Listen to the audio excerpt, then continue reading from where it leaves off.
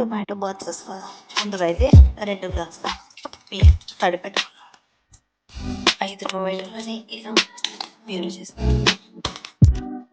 ఇప్పుడు ఒక ప్లేట్లో కొత్తిమీర, ఉల్లిపాయలు, పచ్చిమిరపకాయలు, జీలకర్ర, అలాగే చెక్క, లవంగ, యాలకులు, అల్లం వెల్లుల్లి పేస్ట్, కరివేపాకు, 2 బిర్యానీ ఆకులు, షాజీరా.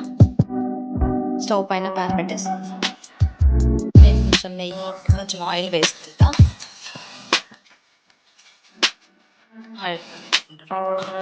ఆయిల్ వేడి అలాగే పచ్చిమిరపకాయలు,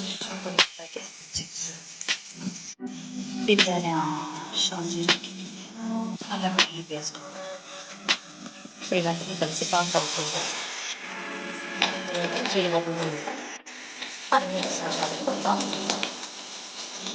ఇప్పుడు ఇందులో కాసేపు ఉప్పు,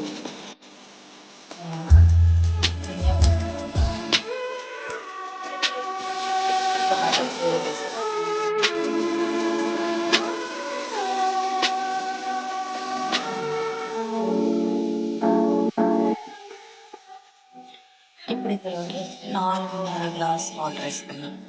2 గ్లాసుల బియ్యం పోసాను. ఎసురు మరగనిద్దాం. ఎసురు మరుగుతుంది. ఇప్పుడు నానబెట్టేసి నీళ్ళు వేస్తే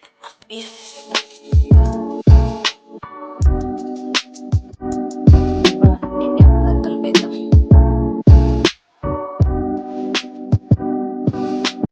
5 నుంచి 10 నిమిషాలు ఉడకబెడదాం.